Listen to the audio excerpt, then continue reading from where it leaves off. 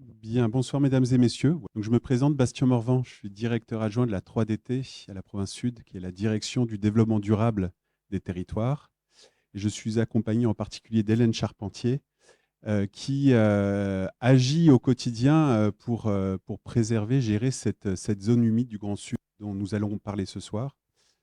Alors en fait, c'est pas un scoop parce que j'imagine que si vous êtes là, vous êtes déjà des sachants. Pour nous, c'est important de faire connaître cette zone Ramsar, puisque finalement, ce dont on se rend compte, c'est qu'elle est assez peu connue du grand public. Et pourtant, c'est un joyau de biodiversité. Et donc, l'idée, c'est de pouvoir, à l'occasion de ces 10 ans d'inscription Ramsar, de pouvoir mettre des coups de projecteur sur cette zone extraordinaire. Hein, il suffit de se rappeler que c'est la plus grande réserve d'eau douce de Nouvelle-Calédonie. Il y a un taux d'endémisme très, très fort. Et au-delà de ça, elle rend des services en termes de régulation d'eau en particulier. Donc, c'est un moyen de limiter nos crues, de pouvoir restituer les eaux au bon moment quand la nature en a besoin. Et encore au-delà de ça, il faut se souvenir que on produit de l'électricité à partir d'une partie de cette eau située dans cette zone, à travers notamment le barrage de Yaté, une production conséquente, hein, puisque c'est équivalent à la consommation de la distribution publique. Et puis également, c'est une zone qui attire les chercheurs du monde entier, qui, à travers leurs trouvailles, remettent en question des idées, des dogmes scientifiques. Et puis encore une fois, un service plus destiné au grand public, grâce au parc provincial de la Rivière Bleue. Je salue le responsable du parc, Jean-Marc, qui est dans la salle, qui permet en fait à tout à chacun, au grand public, de faire de l'écotourisme, mais aussi de pouvoir profiter d'une balade en plein air, dans la nature. Et on le sait, tout le bienfait que ça peut procurer pour la santé, et c'est important de pouvoir en profiter. Voilà, donc je ne vais pas être plus long. Pour nous, ce qui compte, c'est de mieux faire connaître cette zone Ramsar. Nous comptons sur vous aussi pour la faire connaître dans votre entourage. On va le voir, on a déployé cette année tout un tas d'événements, d'outils de communication pour permettre de mieux faire rentrer cette zone Ramsar dans les foyers, dans les esprits, pour que, sachant mieux, on protège mieux aussi. Je vais laisser la parole à Hélène, qui va nous présenter l'intervenante de ce soir, mais aussi le programme consacré à cette zone Ramsar. Merci en tout cas d'être là et je vous souhaite une bonne soirée. Bonjour, merci à tous d'être présents aujourd'hui. Je vais vous présenter le programme des événements qui auront lieu tout au long de cette année pour célébrer les 10 ans d'inscription du site des lacs du Grand Sud à la convention Ramsar. Ce soir, on commence toute une série de conférences dédiées à l'eau douce, aux zones humides et à la convention Ramsar avec Katia Mikalesic, qui est architecte paysagiste à l'agence Atanor et qui a élaboré un guide sur les paysages et les sites exceptionnels du Grand Sud. Donc c'est une approche assez intéressante, le paysage. Katia va le détailler. Ces guides sont en libre service. Vous pourrez vous en procurer plusieurs à la sortie. Ils sont également disponibles au téléchargement sur Internet. Donc, comme je vous le disais, c'est toute une série de conférences qui va commencer. La prochaine aura lieu le 5 mars ici, à 18h. C'est sous un format assez nature. Ce sera l'IAC qui interviendra sur comprendre les continuités de l'eau en Nouvelle-Calédonie. Et c'est une approche plutôt sociologique en fonction de son statut, quelles sont les représentations que l'on a de la bonne qualité de l'eau. Ensuite, le mardi 19 mars, toujours à la Maison de la Biodiversité de Nouméa, ce sera le MNHM, le Muséum national d'histoire naturelle, qui viendra présenter l'extraordinaire micro-endémisme des zones humides. Ce sera une conférence qui sera présentée par Philippe Boucher et qui portera tout particulièrement sur les micro-escargots qui ont un taux d'endémisme extraordinaire sur cette zone. Ensuite, le jeudi 21 mars, ce sera toujours ici, à 18h. C'est Nicolas Charpin de l'association Vie d'eau douce, hydrobiologiste, qui viendra nous parler du Galaxia. C'est une espèce de poisson, une microsomonée, qui est micro-endémique à la Plaine des Lacs et qui est en danger critique d'extinction. Ensuite, le 2 avril, on reprend un format C-Nature avec l'IRD qui viendra nous parler de la formation des dolines. On apprendra plus également sur les dolines le 18 avril avec Nathalie Marie du bureau d'études Ethico et Nicolas Charpin de l'association Vie d'eau douce qui viendra nous parler de la vie secrète des dôles douces. Donc c'est surtout un focus sur la faune, la microfaune endémique à ces écosystèmes, à ces dolines. Enfin, le cycle des conférences se terminera le 7 mai par une conférence C-Nature où là, la DIMINC et le BRGM viendront nous donner un état des lieux des connaissances sur les eaux souterraines qui font, en fait, tout ce réseau pseudo-quartzique font les caractéristiques uniques de cette zone.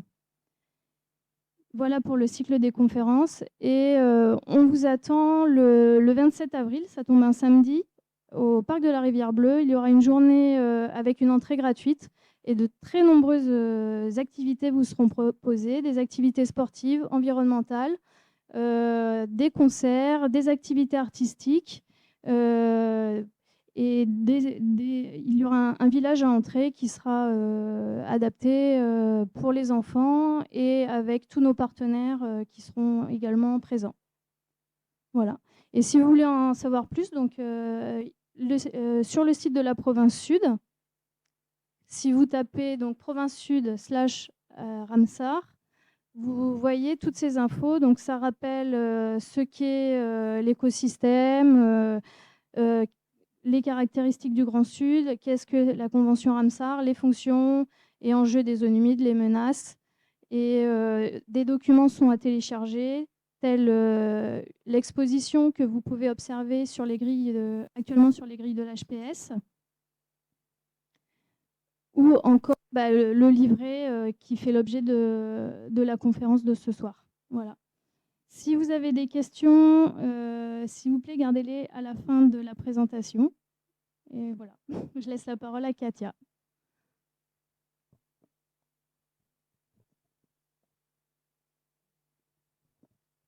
Donc, tout d'abord, je voulais dire un grand merci à la province Sud qui nous a permis de participer à cet ouvrage et nous avoir fait confiance sur toute la durée de ce travail. En particulier l'institution elle-même et en particulier beaucoup d'humains qui ont tourné autour de cette aventure, à la fois de la province Sud et aussi des différents spécialistes qui ont aidé à la création de ce guide. Donc certains sont présents dans la salle. Et donc voilà. Donc quand on a répondu à l'appel d'offres, il y a déjà quelques temps, c'était vraiment un travail intéressant à faire. La seule chose qui m'avait un petit peu freinée, c'était justement cette conférence où nous sommes aujourd'hui. Donc j'espérais bien qu'elle n'allait pas avoir lieu, mais en fait si. Donc voilà. Mais je suis quand même ravie de pouvoir présenter ce travail qui tient à cœur à beaucoup de personnes à la province et aux autres. Donc on va commencer sur la définition un peu du paysage, donc partager un peu cette notion de qu'est-ce qu'un paysage. Dans les définitions classiques, c'est l'étendue d'un pays qui s'offre à l'observateur et la représentation picturale de cette nature. Et j'ai choisi une citation de Jean-Robert Pitt, qui est un géographe, mais c'est aussi un spécialiste à la fois du paysage et aussi de la gastronomie. Donc il est aussi intéressant de lier ces deux domaines qui ne sont pas si différents en fait dans le côté paysage et culture des hommes, du territoire, etc. Donc le paysage, c'est l'expression observable par les sens. Donc ça suppose toujours quelque chose de subjectif, une sensibilité, la perception de chacun suivant son histoire, suivant sa culture, etc. C'est observable, donc c'est un paysage, c'est un espace visible. Donc ça suppose toujours un spectateur et un objectif en quelque sorte. Donc à la surface de la Terre, parce que le paysage, c'est un espace support qu'on voit devant nos yeux. Et c'est une combinaison entre la nature, la technique et la culture des hommes. Donc c'est aussi beaucoup un produit d'une société et aussi une symbolique qui est liée à cette transformation du paysage. Donc oui, il ne peut pas se comprendre dans un état ponctuel. En fait, il est toujours changeant et ne peut être appréhendé que dans sa dynamique. En fait, c'est une sorte de palimpseste issu d'un héritage historique à différentes couches, donc différentes cultures, différents temps géographiques et enfin, temporels. Et dans le cadre d'une histoire qui lui restitue aussi de cette quatrième dimension temporelle dans l'exploitation anthropique, dans sa nature géomorphologique aussi, avec l'intervention de l'homme au fil du temps, et l'évolution climatique aussi, qui s'accélère de plus en plus. Donc, quand on dit paysage, en fait, on a toujours la notion du beau paysage, en fait, celui de la montagne, du littoral, des espaces ruraux, des espaces aussi à faible présence humaine. Mais en fait, le paysage, c'est aussi les espaces urbains, villageois, les industries. Et un paysage, c'est pas forcément beau. Et la définition du beau est aussi très subjective suivant les personnes. Donc maintenant qu'on a partagé un peu cette notion de paysage qui ne fait pas que se limiter à la géographie ou la topographie, l'hydrologie, etc., je vais vous présenter un peu le parcours du paysagiste. Donc mon métier, c'est architecte paysagiste. Et l'idée, c'est de vous présenter à travers ce guide toutes les étapes du processus de création de cet ouvrage par le biais du paysage. Donc, au départ, c'est explorer, s'immerger. Donc, c'est arpenter le territoire en première étape pour cet ouvrage. Donc, c'est préparer son terrain. Donc, on monte des cartos, on regarde les vues aériennes et on compile toutes les informations déjà d'emblée cartographiques qui nous permettent de repérer les lieux, les zones de végétation plus ou moins denses, le réseau hydrologique, etc. Et à partir de là, on va pouvoir aller sur le terrain avec des données déjà un petit peu interprétées et on va pouvoir voir sur le site si ça correspond à ce qu'on a déjà perçu à travers les cartos ou pas. Voilà, on part de cette carte et sur le terrain, on répertorie tous les tracés qu'on a effectués. Et ensuite, on a quelques petites fiches qu'on monte au fur et à mesure des journées, donc avec des photographies, en repérant le parcours, les particularités de chaque milieu, des espaces traversés, avec aussi les choses qui viennent se répéter et les choses qui sont plus spécifiques à certaines zones. Ensuite, dans cette notion de paysage et de diagnostic un peu paysager, l'idée, c'est de croiser les données et croiser aussi l'humain. En fait, c'est lire le territoire de façon objective et subjective. Donc, au départ, on a croisé les données cartographiées. Donc, on a tout un travail en amont avant le terrain. Et ensuite, on a ce travail de cartographie. Là, c'est cartographie réalisée par Bioéco. Et ça montre à gauche donc, la géographie, le relief, les différentes typologies des zones humides.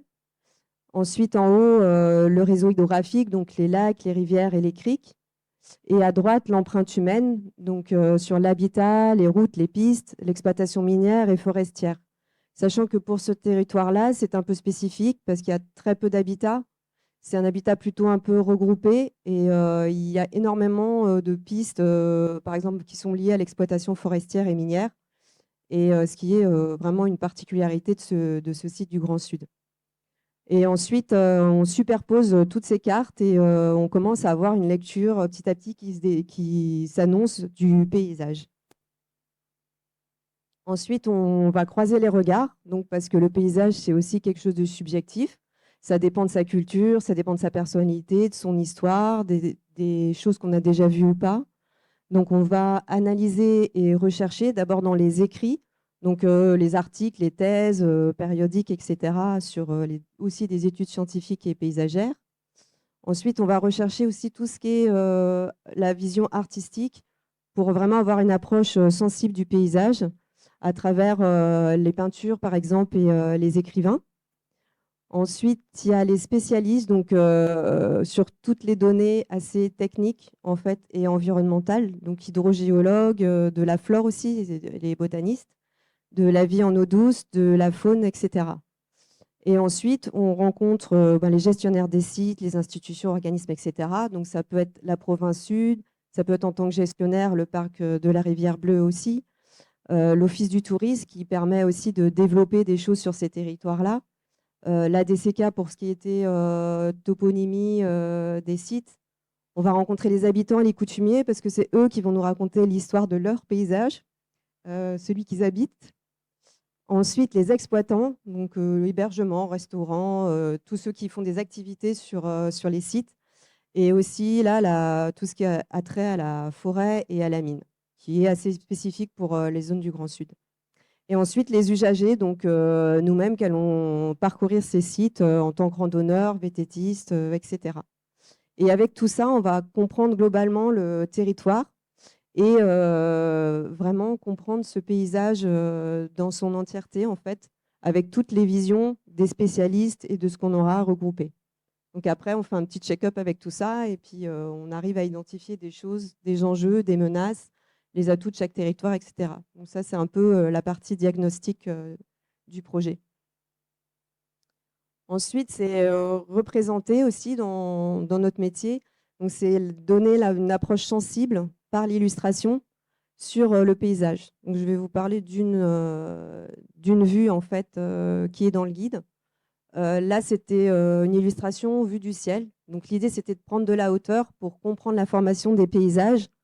Donc, ça, c'est un peu les documents sur lesquels je suis partie au départ pour faire l'illustration. Donc, une vue Google aérienne, pas de très bonne qualité. Et aussi la carto avec toutes les zones humides. Et en faisant le mix sur cette 3D, ben, on arrive à voir un peu et à comprendre la formation des paysages. Donc, comment l'hydrologie a tracé son chemin parmi le relief, etc. Et ensuite, petit à petit, construire l'illustration. Alors, essayer de révéler la topographie d'abord par le dessin ici. Et ensuite, à l'aquarelle, venir vraiment mettre l'accent sur les zones de relief avec les ombres et ensuite sur la partie hydrographie. Donc, on a comme ça le paysage qui remonte aussi progressivement. Donc, après, cette grande illustration a servi pour visualiser les grandes structures en fait, du paysage et localiser aussi tous les sites dont on parle à la 3e partie du guide en fait.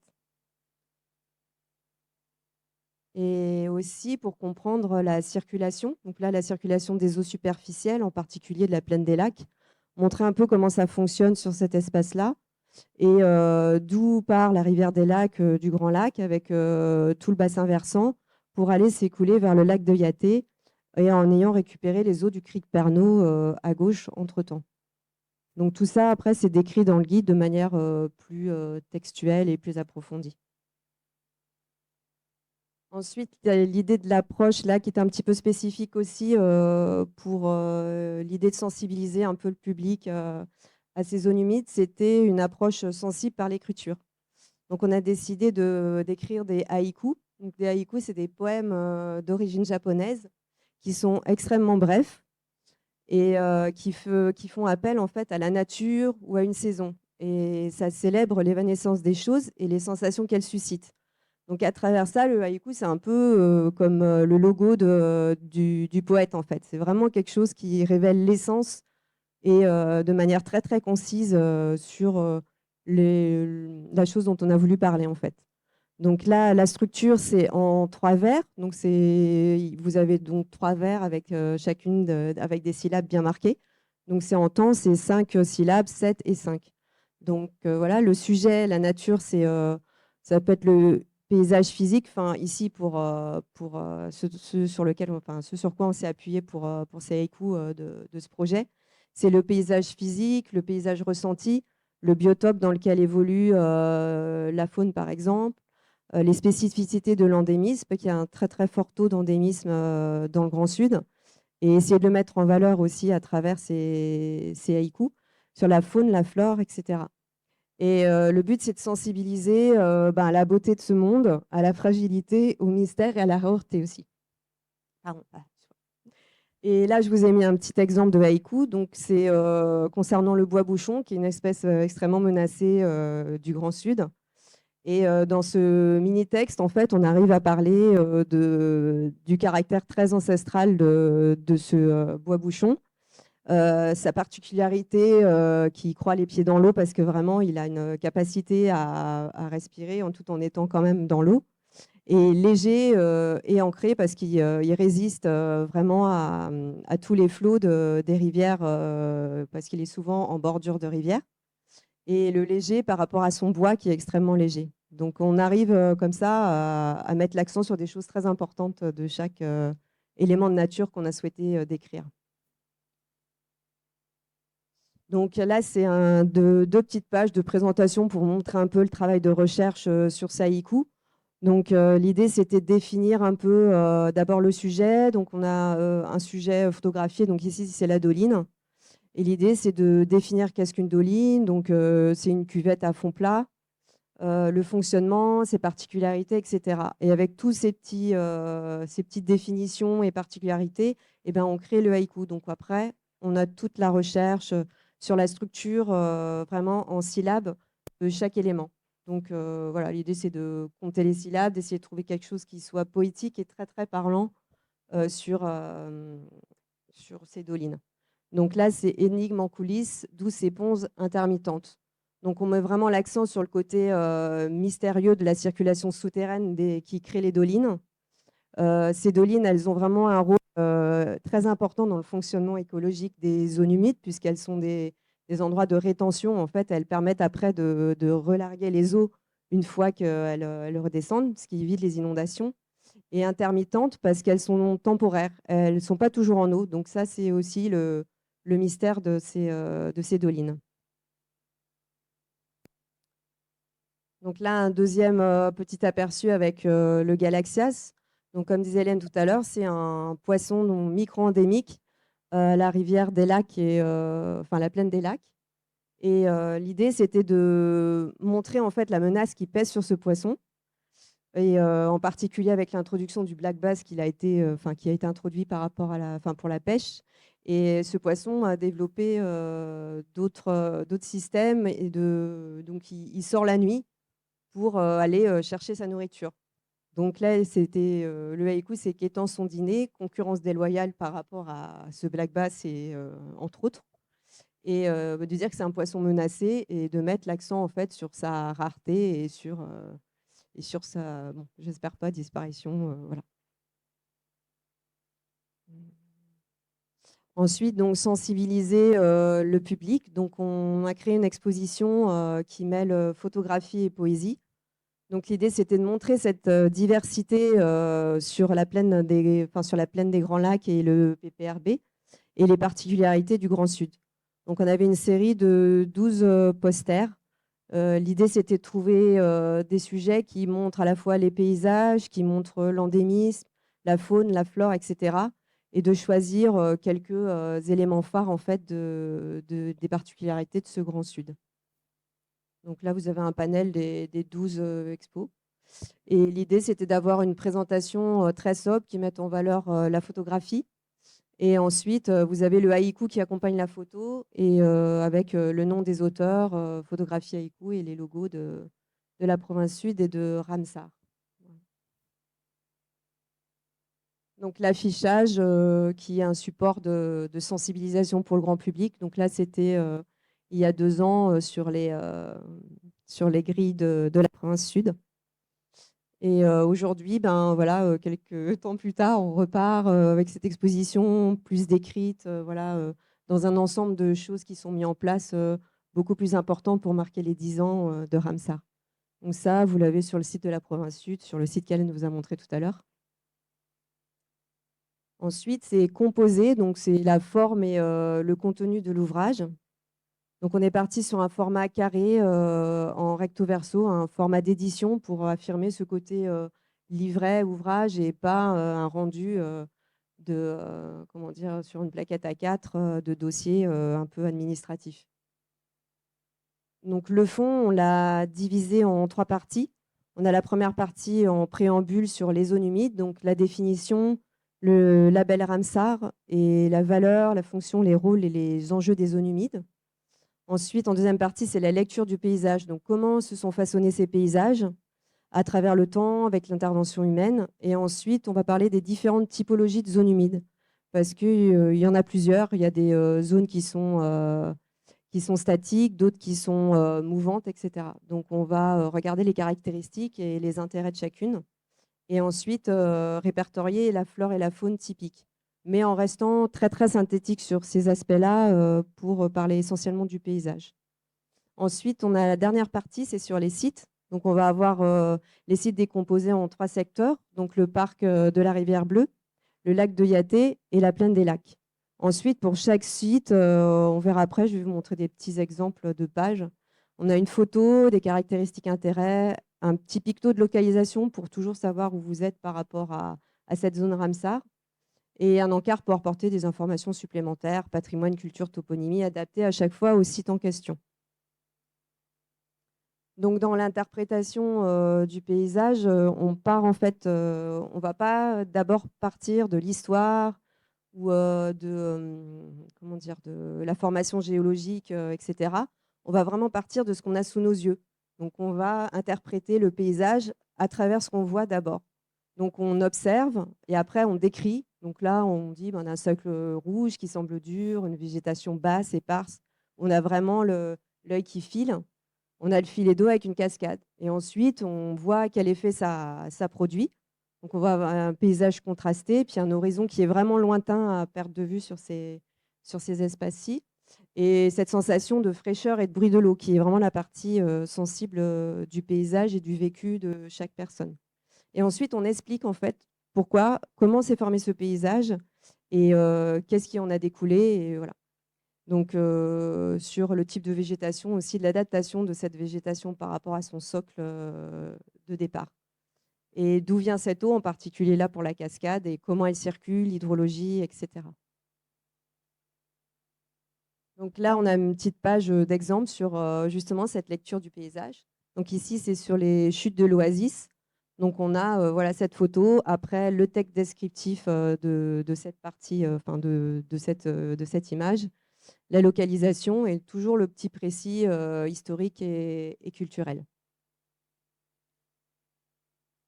Donc là, c'est toujours sur la lecture du paysage, mais on rentre un petit peu plus dans la partie où on explique le socle géologique, donc le fait que ce soit façonné par le temps, et d'où vient cette couleur rouge qui est typique du Sud.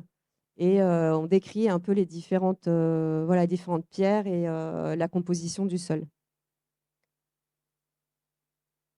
Ensuite, dans la lecture du paysage, les dolines en lot. Donc, on explique un peu ce qu'est une doline et au niveau aussi sensibilité du paysage, qu'est-ce que ça crée comme émotion, comme beauté du lieu, etc. Et là aussi, parce que la doline, c'est quand même encore assez mystérieux et on ne sait pas encore exactement sur les dolines quelles sont les formations et leur évolution, etc. Donc ça reste encore un mystère. Ensuite, là, la lecture du paysage aussi, mais les pages types, en fait, typologie des zones humides. Donc là, c'est la page sur les maquis à hydromophie quasi permanente. Ça veut dire que c'est des espaces où l'eau stagne quasiment en continu. Et donc une végétation aussi typique de ces sols. Voilà, c'est un écosystème très singulier et qui est menacé notamment par les feux, par la mine, etc. Donc, ensuite, la double page spéciale sur le focus sur la flore. Donc, comme je disais tout à l'heure, c'est vraiment un tout petit aperçu des espèces principales sur la zone du Grand Sud. Et l'idée, c'était de pouvoir dire en quelques mots ces spécificités, leurs spécificités. Ensuite, la page intermédiaire des secteurs. Donc, c'est celle qui va découper et composer le guide. Donc là, le parc provincial de la Rivière Bleue. Donc, on a voilà, tous les points et tous les sites qui sont importants. Donc, parce que dans le parc, il y a la Rivière Bleue, la Rivière Blanche, la rivière du Mois de Mai, et aussi les sites de bon secours et après la forêt noyée. Et donc, il y a tous ces espaces qui sont décrits après dans le guide, qui ont leur petite partie. Et ensuite, la page type d'un site dont je vous parlais tout à l'heure. Donc, ça apparaît à la troisième étape. On a pour chaque site un petit descriptif avec les spécificités de chaque site, les petits précis historiques et culturels suivant l'endroit où on est, et la petite description à la fois sensible et technique en fait sur l'environnement, etc. Voilà, donc là, on va pouvoir, je vais passer en revue, vous pouvez avoir le guide après. On va passer sur la partie d'ouvrage finalisé. Donc, c'est un ouvrage de 76 pages. Et voilà, l'idée, c'est dans le sommaire, les 3 parties dont je vous ai parlé. Donc, sur le préambule des zones humides, la lecture du paysage et ensuite un focus sur chaque site. Donc, voilà, je vous fais un petit parcours rapide. Après, si vous avez des questions, on peut en parler après ou pas. Donc voilà, donc là, le préambule sur les zones humides. Donc l'idée, c'était de montrer aussi à travers les illustrations. Donc là, vous en avez d'autres pour expliquer vraiment le fonctionnement biologique des zones humides, les fonctions aussi sociales et la représentation de l'enjeu vital pour les populations aussi en termes d'eau. Et ensuite, sur les fonctions hydrauliques d'éponge dont on a parlé tout à l'heure, les fonctions climatiques aussi. Voilà. Donc, la lecture du paysage sur donc les sites des lacs du Grand Sud, qu'est-ce qui le caractérise? Parce que c'est vrai qu'on parle de l'eau, par exemple, mais dans le Sud, il y a une multitude de nuances, puisqu'on a les zones humides, on va dire terrestres, et aussi des zones humides de mer. Et donc, voilà, l'idée, c'est toutes ces nuances qui apparaissent aussi avec la météo, un peu particulière du Grand Sud. Donc, on n'est voilà, jamais garanti d'avoir la même luminosité, etc. Donc là, la petite page donc, du socle géologique. Donc, ces illustrations, je les ai refaites d'après des schémas de Jean-Père pour que ça corresponde un peu à l'ensemble du guide, en fait, qu'il y ait une cohérence entre les différentes illustrations. Et donc, j'ai beaucoup lu pour cette partie-là parce que franchement, voilà, la géologie du Grand Sud, c'est quand même très compliqué. Et voilà, je voulais aussi remercier les hydrogéologistes qui ont participé à la lecture de voilà, de cet ouvrage. Donc, ne me posez pas de questions là-dessus. Voilà. Ensuite, les écosystèmes aquatiques. Donc, on a le milieu lotique, c'est qui est propre en fait aux eaux courantes, donc tout ce qui est rivières, criques, etc., qui produit un paysage particulier, donc un paysage de rive où il y a les bois-bouchons qui vont s'accrocher, des arbres qui vont être un peu ancrés et torturés par rapport à la force du courant qui, voilà, qui les forme. Et donc, voilà. Ensuite, le milieu lentique, donc des lacs et des dolines où la circulation de l'eau est très très faible. Et dans le Grand Sud, donc, vous avez les lacs et aussi les dolines. Donc, les dolines, c'est des sortes de cuvettes où l'eau stagne un certain temps et après, soit elle s'écoule, soit ça dépend des types de dolines. Donc là, on en répertorie en fait 3 ici en Nouvelle-Calédonie, avec un exemple du trou du Tahitien qui est un cas à part. Donc, comme je vous disais tout à l'heure, c'est vraiment quelque chose d'assez énigmatique que ces dolines, et on a encore des mystères à percer à ce niveau-là. Ensuite, toute cette partie sur l'apparition de l'humain et comment l'humain en fait transforme le territoire qu'on a sous nos yeux. Donc, dans le Grand Sud, c'est beaucoup lié à l'exploitation forestière, donc des grands arbres, etc. Aujourd'hui, on en a encore un peu de production plutôt sylvicole, en fait, plutôt que de l'exploitation pour le bois. On a l'exploitation minière aussi, donc ça, vous le savez bien. Et quelques dangers aussi qui pèsent sur ces écosystèmes fragiles et liés à la mine. Donc, autant par le fait qu'elle soit grignotée que par le fait que l'eau circule dans ces bassins versants. Et on ne connaît pas exactement tous les trajets de l'eau, donc on peut très bien dire, là, on va prendre ce secteur-là, et puis finalement, il est aussi en correspondance avec un autre lieu, et on ne sait pas encore. Donc voilà. Il y a aussi un petit paragraphe sur les paysages de la mine vus par des poètes. Et on a des descriptions assez sanglantes en fait justement de ce travail de la mine, d'excavation, etc. Donc voilà, je vous laisserai le lire quand vous aurez le guide. Ensuite, l'exploitation de l'eau aussi comme source d'énergie avec le barrage de Yaté. Et ensuite, on passe sur les paysages typiques, les typologies de zones humides. Donc là, on a la carto qui répertorie à la fois les types de zones humides et leurs emplacements, ce qui permet de localiser un peu les différentes sortes de typologies. Donc celle-ci qu'on a vue tout à l'heure, donc à hydromorphie quasi permanente, où l'eau stagne quasiment tout le temps. Donc avec le maquis des plaines hydromorphes. Donc c'est un paysage qui est vraiment aux horizons lointains et découverts. C'est quasiment constitué que d'herbacées.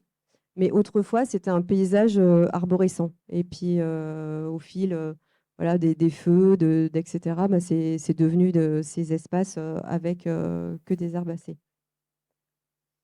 Ensuite, le maquis rivulaire, dont on a parlé tout à l'heure, donc c'est vraiment un cordon étroit qui est sculpté par l'eau.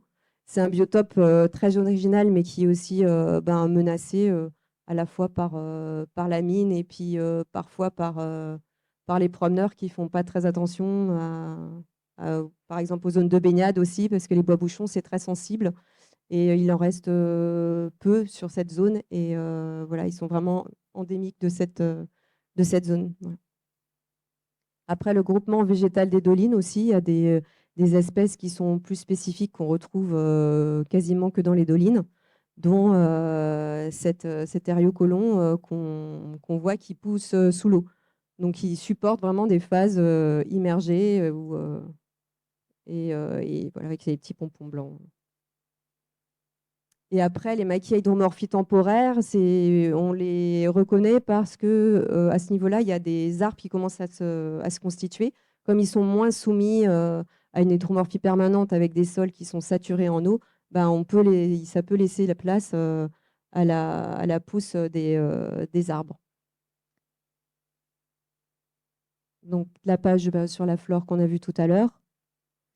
Là, c'est la page sur la faune, donc pas de gros mammifères dans le Grand Sud.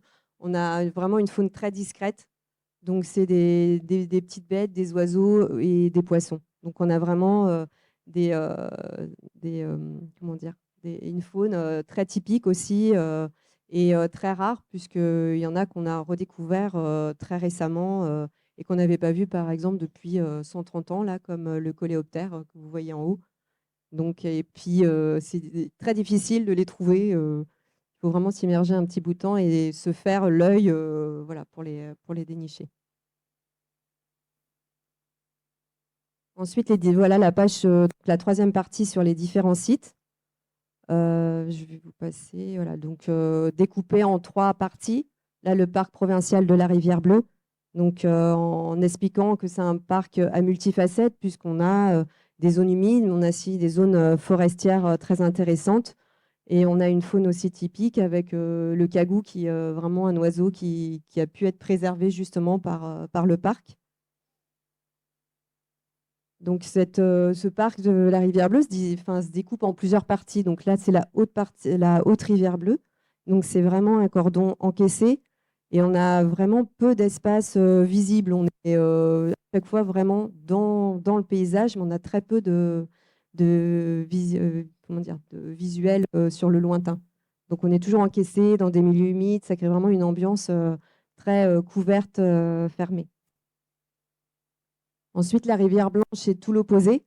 C'est vraiment un réseau hydrographique qui est mystérieux. Il se fragmente pour laisser vraiment beaucoup de cordons d'eau se disperser dans la plaine. Et on a ces zones de cascade aussi qui sont intéressantes. Et c'est aussi un lieu qui est parsemé de discrets vestiges, notamment pour l'exploitation forestière. Donc, au gré des petites randos, on peut découvrir ces petits monuments. Donc, la rivière Blanche, toujours avec ses marais. Donc, il y a à la fois la rivière et en même temps tous ces marais avec des étendues herbeuses. Voilà, ça, c'est sur le trajet du GR. Et ensuite, on a vraiment cette typologie un peu de marais avec ces herbacées et cette eau qu'on voit petit à petit apparaître. Ensuite, la rivière du mois de mai. Donc là, on est plutôt dans une fraîcheur intimiste. On est vraiment dans cette zone humide, mais plutôt de rivière où on profite de la fraîcheur des lieux. Alors, à la confluence, il y a les embouchures disparues de la rivière Blanche et la rivière Bleue, donc qui se jettent dans le lac de Yaté. Parfois, quand le niveau de l'eau est bas, on peut voir les traces en fait, de cet ancien tracé. Là, l'exemple de la forêt noyée, qui est à la fois très esthétique, très graphique, mais qui est aussi une petite catastrophe écologique par rapport à tous les arbres qui ont été noyés pour créer ce lac. Ensuite, une partie sur le lac de Yaté en expliquant un peu sa formation, son utilité comme réservoir d'eau douce et de montrer aussi les grandes fluctuations qui ont lieu sur ce lac. Et on voit là, à gauche, en fait, c'est lors d'un vidage du barrage en 91. Et on voit là la rivière avec la cascade qui est d'habitude noyée sous l'eau du lac. Et on peut dire aussi que ce lac de Yaté, en fait, il constitue, vu son envergure, une unité paysagère entière, en fait, juste voilà, par sa grandeur. Ensuite, à proximité, on a listé quelques petits endroits intéressants et aussi où on a réussi à avoir quelques éléments sur la toponymie des lieux, parce que ça n'a pas été très facile d'avoir des informations là-dessus. Mais il y a des choses assez intéressantes sur le marais Kiki, par exemple, à l'allusion avec le facteur et son cheval qui s'est enfoncé dans ce marais qui s'appelait comme ça. Et voilà. Donc la plaine des lacs. Donc là, on est dans un autre environnement qui est quelque chose de très ouvert. On voit bien la fragmentation et le côté méandreux en fait de ces cordons d'eau. Ensuite, on explique en fait le contexte très spécifique de la plaine des lacs. Donc, le réceptacle premier du Grand Lac et du lac en 8, avec la vase de Kouibéni, où vraiment ça récupère les eaux des reliefs environnants. Et après, via la rivière des lacs, ça va jusqu'au lac de Yaté, en ayant récupéré les eaux du Cric Pernod. Et en ayant passé la Madeleine, on a un verrou rocheux qui referme cet espace-là, qui fait qu'à ce moment-là, on retrouve qu'un cordon de rivière. Ensuite, avec Netcha, et ensuite, ça se rediffuse dans la plaine et ça prend toute l'étendue. Donc, on a vraiment une traversée comme ça d'espaces très différents et de typologies aussi d'espaces de zones humides très différentes. Donc, des petites pages sur les aires protégées qui sont gérées par la province sud. Donc là, c'est le site de la Madeleine que tout le monde connaît, qui a un vrai patrimoine botanique à préserver par rapport à toutes les espèces qu'il y a, notamment sur les conifères. Ensuite, le site de Netcha et le site de Bois du Sud. Donc Netcha qui est l'endroit où la rivière redevient juste une rivière. Et ensuite, le site des Bois du Sud, on est vraiment dans des petits criques, etc. Donc, vraiment différentes ambiances de ces aires protégées. Là, sur les Bois du Sud, ce qui est très intéressant, c'est qu'on peut voir un système un endroit où on peut voir le système pseudo-karstique. Donc, parce que les paysages du grand site sont liés à la géologie. Et c'est comme si on avait une sorte de gruyère en dessous nos pieds. Et l'eau circule de manière souterraine. Donc, on n'a pas de traces on voit pas cette circulation souterraine. Et là, à cet endroit-là, comme la cavité s'est effondrée, on peut voir la source, en fait, qui est le point d'émergence des eaux souterraines, et la perte qui est le point d'infiltration et de disparition du cours d'eau, pour aller après continuer son chemin sous la terre et ressortir un peu plus loin dans la rivière. Ensuite, les différents lacs avec leurs caractéristiques. Donc, par exemple, le Grand Lac et le lac en 8, c'est des lacs qui sont nés de la coalescence de plusieurs dolines. Donc, c'est des dolines qui se sont effondrées et rassemblées d'où la forme plus particulière de ces deux lacs. Ensuite, le lac en Y, dont le nom voilà, évoque la lettre Y. Donc, on a trouvé beaucoup de bois-bouchons là-bas. Donc, ça, c'était plutôt une bonne nouvelle. Ensuite, le lac en long. Donc, là, je vous ai mis une petite photo qui est dans le livre de Bernard Suprin, et où il parle de ce calitrice qui était privé d'oxygène en étant coincé dans les boues et qui, du coup, ressort bien plus tard. Et on l'a daté, en fait, à plus de 12 000 ans en arrière. Voilà. Le lac de Jade, une très, très belle rando, si vous avez l'occasion de la faire, avec des paysages très, très différents. Et on a aussi une grande vue sur le plateau de l'île des Pins et son pic Enga. Et voilà, c'est deux dolines en fait qui doivent sûrement communiquer quand elles montent en eau. Et voilà. Et ensuite, le lac Zerewapo. Donc c'est un lac qui est en sursis. On y a découvert il y a peu de temps, je sais plus, je crois que je l'avais noté, une petite sphène qui est micro-endémique de cette zone. Mais c'est un lac qui est complètement menacé par la mine. Alors peut-être pas directement parce qu'on va aller l'exploiter, mais peut-être parce que juste dans la configuration de la circulation des eaux, ça risque de l'assécher complètement.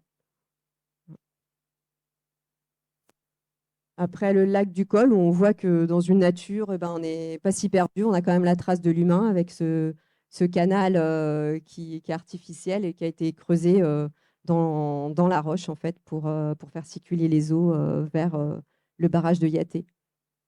Et ensuite, on a quelques autres sites. Donc là, le trou de la Laverie, qui est vraiment un trou où on lavait le minerai. Donc c'est à voir avec l'histoire de l'exploitation minière sur la zone.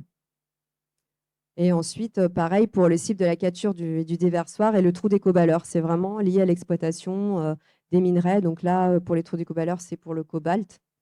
Et donc, c'était des cavités creusées dans la roche. Voilà, là, on voit l'entrée d'un des accès. Ensuite, le pont des Japonais et la piste du toboggan. Donc là, c'est plus sur les traces des chemins de fer, mais par rapport à l'exploitation forestière des sites. Et on exploitait des grands arbres voilà, pour alimenter la ville de Nouméa, etc. Le cric Pernod, qui est vraiment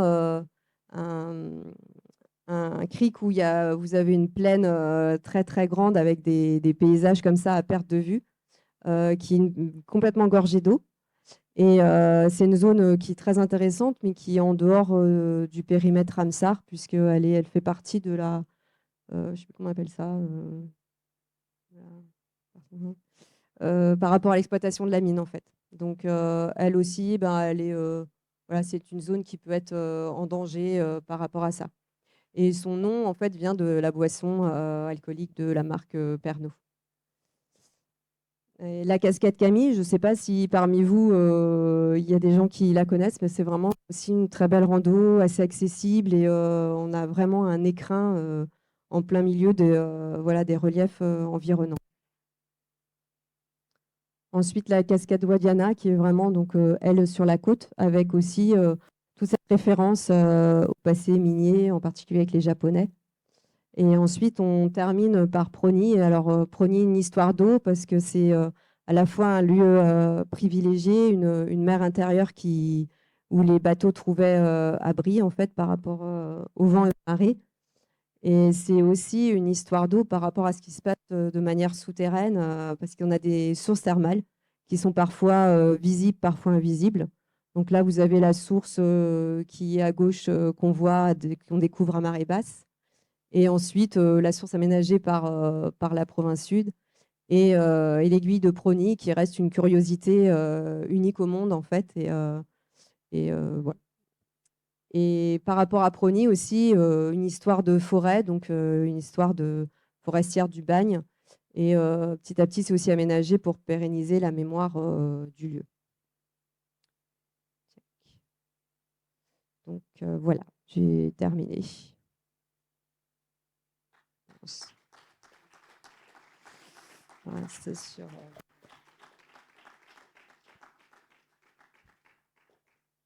Je voulais juste vous demander, par rapport à votre cursus initial d'architecte, comment vous vous retrouvez à faire une étude aussi approfondie et très intéressante sur un endroit qui est très peu habité en somme, mais qui est quand même assez loin de vos origines de travail habituelles, quoi. C'est un peu...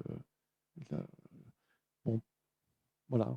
C'est une question un peu peut-être gênante pour vous, mais je ne sais pas.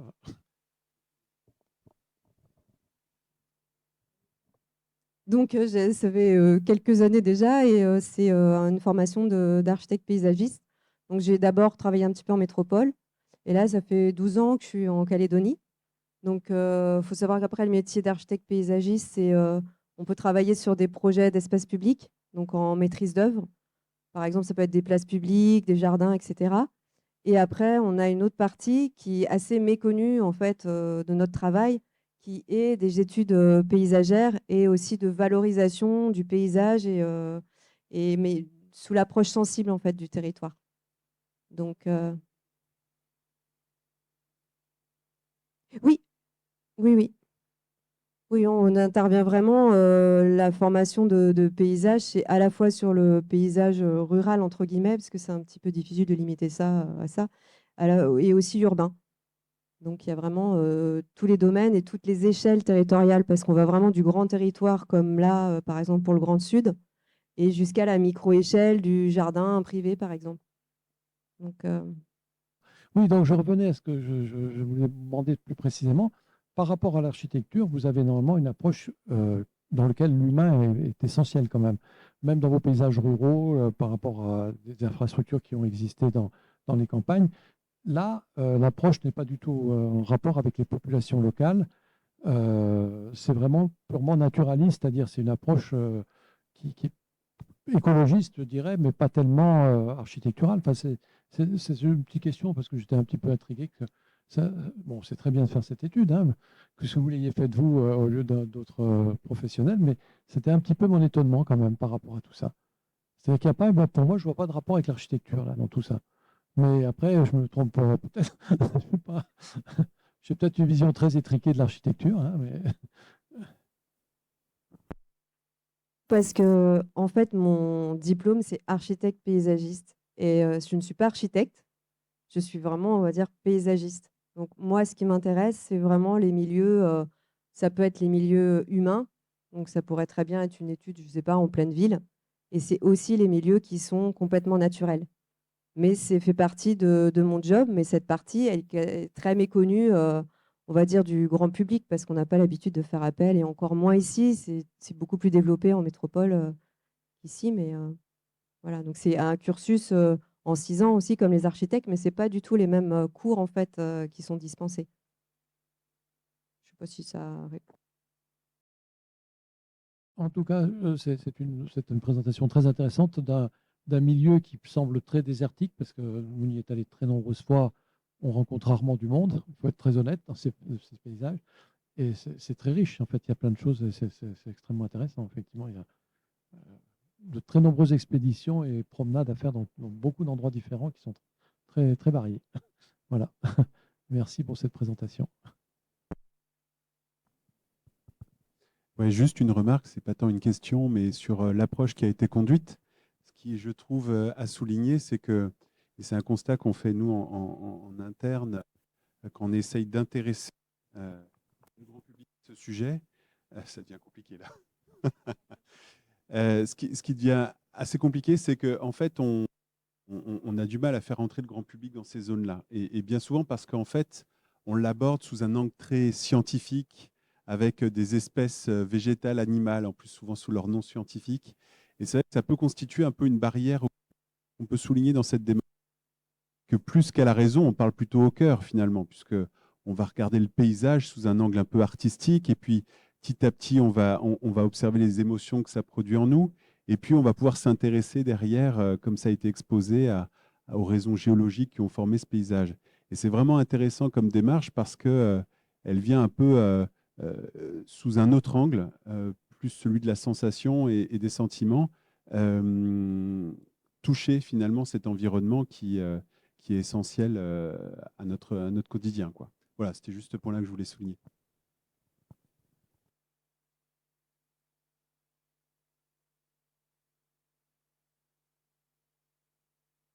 Ben, s'il n'y a pas d'autres questions, on va remercier Katia pour sa présentation. Merci.